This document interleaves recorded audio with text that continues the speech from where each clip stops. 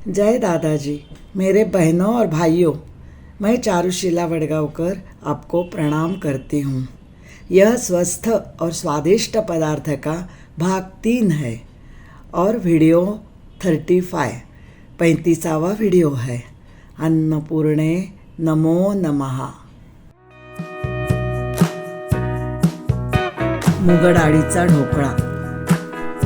2 वाट्या मूगडाळ रात्री भिजत घालावी, सकाळी ती वाटून घ्यावी व वाटून झाल्यावर त्याच्यात अर्धा वाटी घट्ट ताक, आंबट नसलेलं फार गोडसर ताक त्याच्यात घालून त्याला चांगलं सगळं सारखं करून ते 2 तास भिजत ठेवावं।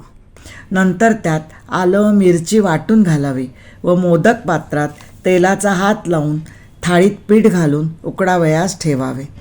मी इडली ढोकळ्यामध्ये सोडा वापरत नाही।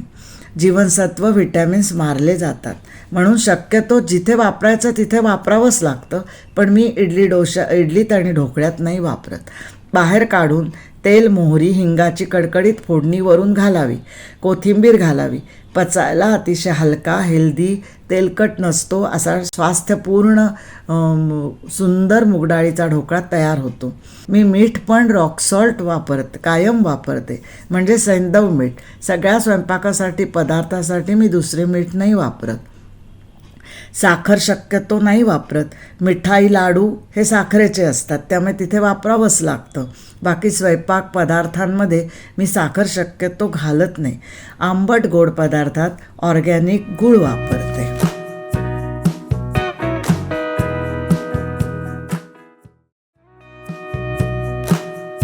Bread rolls.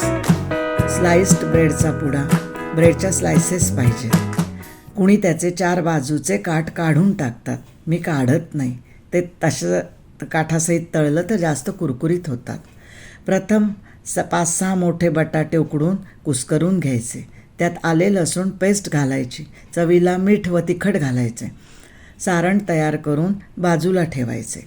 ब्रेड स्लाईस पाण्यात टाकून दाबून पाणी काढून टाकायचं आणि फक्त ब्रेड रोलसाठीच वापरण्यात येणारा एक स्वच्छ कोरा नवा रुमाल घेऊन तो नेहमी त्याच्यासाठीच वापरण्यात यावा आणि तो स्वच्छ धुवून ठेवत जावा।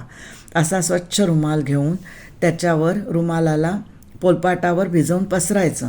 नंतर त्यावर ब्रेड स्लाईस ठेवायची आणि त्याच्यावर सारण पसरवून चिकटवायचं। वरून कोथिंबीर पसरवावी, रोल करावा व डीप फ्राय म्हणजे लालसर कुरकुरीत तळून ब्रेड रोल काढावा। फार सुंदर, क्रिस्पी, कुरकुरीत व टेस्टी चविष्ट ब्रेड रोल लागतात।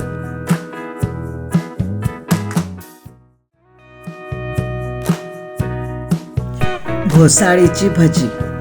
घोसाळीची भाजी साल काढून पातळ चकत्या करायच्या। भज्याचे पीठ, चणा डाळ पीठ 2 वाट्या घ्यायच्या, त्यात तिखट, मीठ, ओवा व कडकडीत तेलाचे पाव वाटी मोहन घालायचे, म्हणजे कडकडीत तेल घालायचे। सगळे थोडे थोडे पाणी घेऊन पातळ कालवून घ्यायचे। पातळ जास्त नको व्हायला, जरा घट्टसरच पाहिजे। कढईत तेल एकदम पुरीसाठी करतो तसे गरम करायचे व एका बाजूने लालसर करून कुरकुरीत सुंदर भजी तयार करायची। अशीच बटाटा, सुरण, कांद्याची, मिरचीची सर्वच भजी करता येतात। बटाटे वड्याचे पण हेच पीठ असते, म्हणजे बॅटर असते व सर्वसाधारण सारखेच घट्ट पण जरा सैल असे बॅटर असते। असेच ब्रेडचे त्रिकोणी तुकडे पिठात भिजवून, म्हणजे पकोडा पिठात बुडवून, भज्याच्या पिठात बुडवून असेच पकोडा कुरकुरीत होतो। पकोडा कुरकुरीत होतो। फक्त ब्रेडचे त्रिकोणी तुकडे करायचे आणि त्या पिठात ब्रेड असल्यामुळे लसूण आणि आलं घालायचं, म्हणजे त्याला जास्त सुंदर चव येते। असे सगळे कुरकुरीत भजी, वडे सगळे तयार होतात।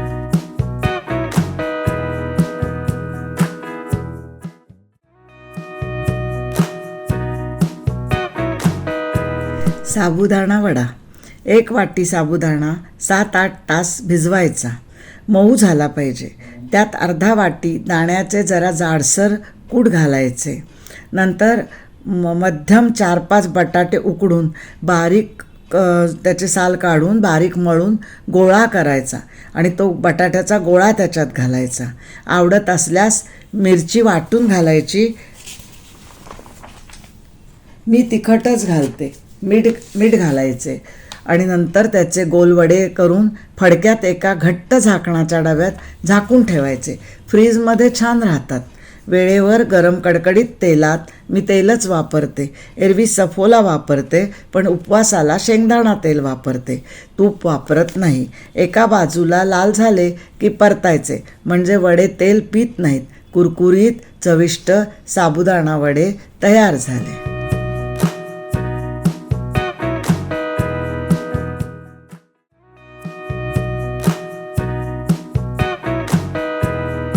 उपवास थाळी.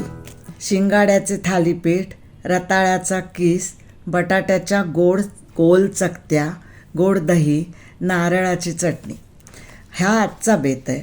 कधीकधी फोडणीची भगर, फ्रूट सलॅड, उपवासाच्या खिरी, साबुदाणा खिचडी, साबुदाणा वडे हे पण मी करते.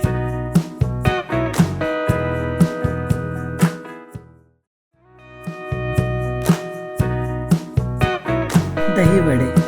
उडदाची डाळ 7-8 तास भिजत घालायची.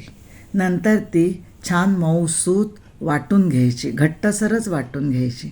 नंतर त्याचे गोल चपटे गोळे करून ते म्हणजे ह्याच्यावर करायचं. एक पातळ फडकं घ्यायचं, रुमाल घ्यायचा, तो पोलपाटावर पसरायचा. त्याच्यावर थोडं ते पीठ घेऊन असं गोल थापायचे आणि त्याच्यावरचे काढून तळायला घालायचे किंवा डायरेक्ट तेलात टाकले तरी चालतील. तर ते छान तळून घ्यायचे मंद आचेवर. खूप कडक करायचे नाहीत. मंद आचेवर छान गुलाबी रंगाचे वर येतात आणि छान पूर्ण तळून झाले की फुलून असे येतात. ते काढून घ्यायचे. त्यानंतर ते कोमट पाण्यात टाकून दोन्ही पंजांमध्ये दाबून त्याचं पाणी काढून घ्यायचं आणि ते वडे पुन्हा सारखं केलेल्या चांगल्या दह्यात, थोडं मीठ घातलेल्या चांगल्या सारखं केलेल्या दह्यात टाकायचे. ते मुरू द्यायचे दह्यामध्ये. त्यानंतर सर्व करताना, सगळ्यांना देताना डिशमध्ये वडे पसरून त्याच्यावर आणखीन एक चांगलं दही वेगळं तयार करायचं. त्याच्यात थोडंसं मीठ, थोडी साखर टाकायची. त्या दह्यामध्ये छान घोटून ते दही त्याच्यावर पसरायचं. त्याच्यावर किंचित चाट मसाला टाकायचा. त्याच्यावर किंचित लालसर तिखटाचं असं तिखट टाकायचं, म्हणजे ते सुंदर दिसतं. आणि त्याच्यावर एक वड्यावर एक हिरवा कोथिंबिरीचं पान ठेवायचं, तुरा ठेवायचा. फार सुंदर डेकोरेशन त्या पांढऱ्या वड्यांवर. सुंदर ते असं काळपट मसाला, लाल तिखट आणि हिरवं पान फार सुंदर दिसतं आणि आपले मऊ लुसलुशीत सुंदर दहीवडे तयार होतात.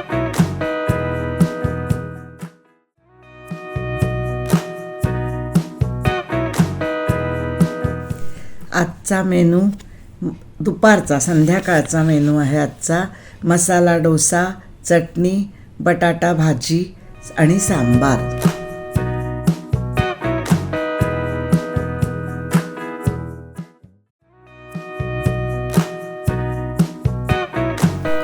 सोलकढी. याला आमसुलं, कोकम व कोकणात सोलं म्हणतात. ताजे रसदार कोकम रात्री पाण्यात भिजत घालायचे.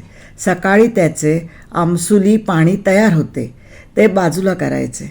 एका नारळाचे दूध काढून घ्यायचे, म्हणजे नारळ चवून त्याचं मिक्सरमध्ये थोडं पाणी घालून पिळून दूध काढून घ्यायचं आणि हे त्या आमसुलाच्या पाण्यात नारळाचं दूध मिसळायचं.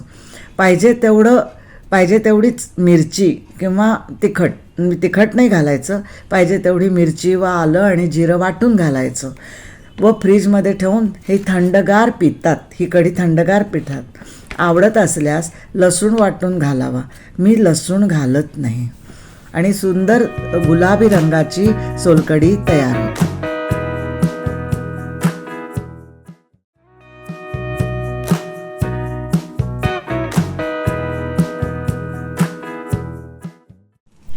कैरीची कढी. सकाळचे 7:40 झाले आहेत. आजचा मेनू असा आहे: बटाट्याची सुकी भाजी, कैरीची कढी, तोंडली मसाले भात, सलाड, आंब्याचा रस, नारळाची चटणी आणि कैरी उकडून त्याची कढी करायची. आता कैरीची कढी. कैरी उकडून घ्यायची, साल काढून केल्यास उत्तम, उकडल्यास उत्तम. पण नाहीतर पाणी पिऊन बघायचं ते उकडलेल्या कैरीचं. सालीसकट उकडलं तर पाणी पिऊन बघायचं, कडू नसले तर ते घ्यायचं. डाळीचे पीठ 1 चमचा, मेथ्या, ऑर्गॅनिक गूळ, कढीपत्ता. पातेल्यात कैरीगर, गूळ, डाळीचे पीठ घालून मीठ घालून एकसारखं कालवून घ्यायचं. नंतर मेथ्या, जिरे, कढीपत्ता याची फोडणी करून पातेल्यात उकळून घ्यायचं आणि हिंग घालायचा, कोथिंबीर टाकायचा. अप्रतिम चवीची, चटपटीत चवीची कैरीची कढी तयार झाली.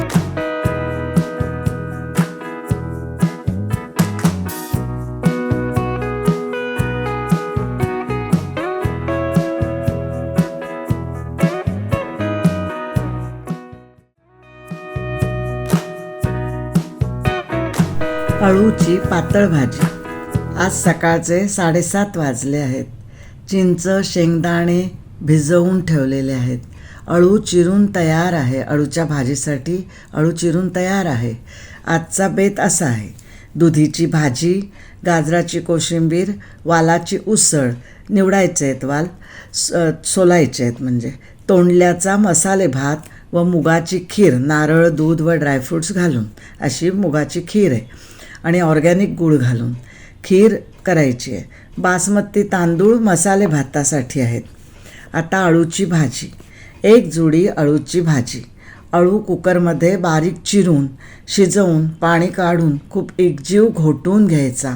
त्याचे देठेसुद्धा चांगलं स्मॅश करायचं. त्याचे साल काढून देठ चिरायचा असतो, त्याचे तंतू काढून देठ चिरायचा असतो. एका वाटीत नंतर चिंच कोळून घ्यायची. 2 चमचे चणा डाळीचे पीठ एका वाटीत घेऊन ते 4 चमचे पाणी घालून एकजीव पातळ करायचं. ते घोटलेल्या अळूवर टाकायचं. नंतर त्यात चिंचेचा कोळ, चवीला गूळ, मीठ, तिखट व काढलेले उकडलेल्या अळू भाजीचे पाणी घालून सारखं करायचं. भिजवलेले शेंगदाणे घालायचे व थोड्या तेलात लाल मोहरी, हिंग, जिरे, कढीपत्त्याची कडकडीत फोडणी करून त्यावर ही अळूची भाजी घालून उकळी आणायची. सुंदर आंबट गोड अळूची पातळ भाजी जेवणाची लज्जत वाढवते.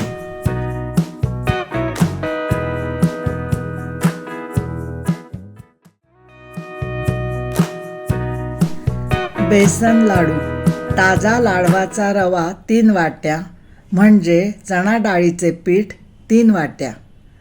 मी ताजे पीठ बारीकच वापरते. थोडं तूप घालून, एकदम तूप नाही घालायचं नाहीतर लाडू सैल होतात आणि एकदम घट्टही झालं नाही पाहिजे, म्हणून चमच्याने सोडत सैल पीठ करायचं. नंतर मंद आचेवर लाल खमंग होईपर्यंत भाजायचं. नंतर गॅसवरून उतरून जरा कोमट करायचं सगळं पीठ आणि त्यात 3 वाट्या पिठी साखर म्हणजे पावडर साखर घालून मिसळून ठेवायची. अर्ध्या तासाने त्याचा गोळा मळून, म्हणजे अर्ध्या तासाने तो लाडू गार झाल्यावर, त्याचं पीठ गार झाल्यावर त्याचा घट्ट गोळा होतो, जरा घट्टसर गोळा होतो. मग त्याचा गोळा करून मळून लाडू वळायचे आणि एक प्रत्येक लाडवाला बेदाणा लावायचा. खमंग, खुसखुशीत, सुंदर बेसन लाडू सगळ्यांना फार आवडतात.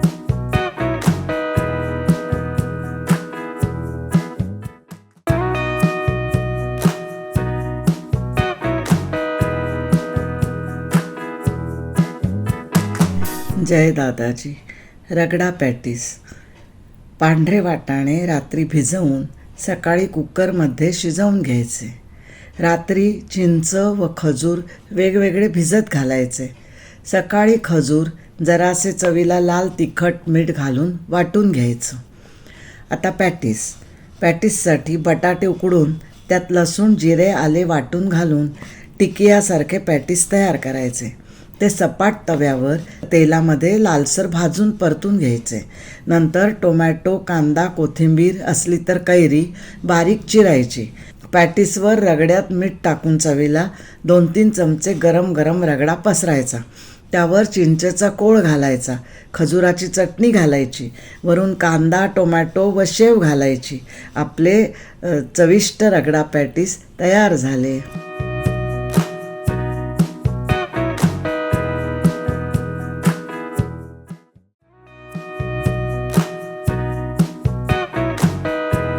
भेळपुरी, कुरकुरीत कुरमुरे, कांदा, टोमॅटो, कैरी अतिशय बारीक छान कापून घ्यायचं. एक लहान बटाटा उकडून त्याच्या बारीक फोडी करायच्या. चिंच खजुराची आणि पुदिन्याची अशा 3 चटण्या करायच्या. चिंचेची एक काळपट लालसर, दुसरी खजूर रंगाची आणि पुदिन्याची हिरवी चटणी करायची. सर्व मिसळून भेळ तयार करायची आणि त्यावर बारीक शेव व कोथिंबीर पसरून सर्व करायचं, म्हणजे सगळ्यांना द्यायचं.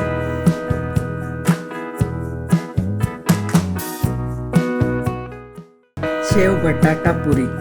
मोठ्या प्रसिद्ध फरसाणच्या दुकानातून शेवपुरीच्या अशा चपट्या पातळ पुऱ्या घेऊन यायच्या. ताज्या पुऱ्या आणायच्या. त्याच्यावर प्रत्येक पुरीवर उकडलेल्या बटाट्याचा थोडंसं फोडी 2-4, त्याच्यानंतर बारीक चिरलेला कांदा, टोमॅटो टाकायचा. त्याच्यानंतर चिंचेची चटणी, खजुराची चटणी, पुदिन्याची चटणी टाकायची. वरून शेव टाकायची आणि कोथिंबीर टाकायचा. अशा सगळ्या पुऱ्या तयार करायच्या. ओव्हरऑल सगळ्यांवर एकत्र कोथिंबीर आणि शेव पसरायची. फार सुंदर टेस्टी लागतात. एक एक पुरी घेऊन खायची.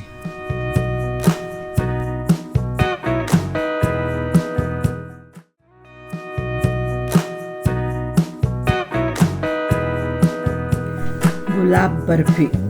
घरी केलेला खवा 1 कप, म्हणजे खवा किंवा मावा, किंवा खात्रीच्या दुकानातला खवा 1 कप, म्हणजे एकूण 1 कप खवा. खवलेला नारळ 1 कप, पिठी साखर 2 कप, 1 मोठा चमचा घरचे चांगले तूप किंवा ब्रँडेड चांगले तूप, अमूल वगैरे 1 चमचा, आणि 10-12 गुलाब सुकलेल्या पाकळ्या, 1 मोठा चमचा गुलकंद, 1 टीस्पून कार्डामम किंवा दालचिनीची पावडर, आणि ताज्या गुलाब पाकळ्या व पिस्त्याचे हिरवे काप डेकोरेशनसाठी. एका पॅनमध्ये म्हणजे भांड्यामध्ये मावा फेटून घ्यायचा. दुसऱ्या भांड्यामध्ये तूप गरम करायचे. त्यात नारळाचा खवलेला चव घालायचा, पिठी साखर घालायची म्हणजे शुगर पावडर घालायची, आणि नंतर मावा घालून परतायचं.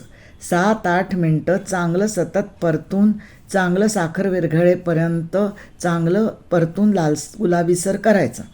नंतर गुलकंद व वाळलेल्या गुलाब पाकळ्या घालून पुन्हा परतायचं. म्हणजे त्याला गुलाबी रंग पण सुटतो आणि सुंदर सुवास सुटतो त्याचा. 1 चमचा दालचिनी पावडर घालायची, म्हणजे कार्डामम पावडर घालायची, आणि सगळं छान मिक्स करून तूप लावलेल्या गोल किंवा चौकोनी थाळीत प्लेटमध्ये ते सगळं ओतायचं, बॅटर ओतायचं, आणि सारखे थापून त्याचे सुरीनी त्यात कापून त्याच्या वड्या बर्फी कापायची, आणि त्याच्यावर ताज्या गुलाब पाकळ्या व पिस्ता पाकळ्यांनी डेकोरेशन करायचं, सुशोभित करायचं. खूप सुंदर टेस्टी लागतात. एक वेगळीच चव लागते. दालचिनी, गुलाब, सगळं खूप सुंदर चव लागते. मी इसेन्स नाही घालत, मी गुलकंद घालते ना, त्याचा सुंदर टेस्ट आणि वास आणि सगळं येतं. मी रंग वापरत नाही. नॅचरल कलर्समध्येच मी सगळं करत असते. बिटाचे रंग असतात, पालकाचे रंग असतात, हिरवे, लाल, सगळे मी असे भाज्यांमधूनच नेहमी वापरते.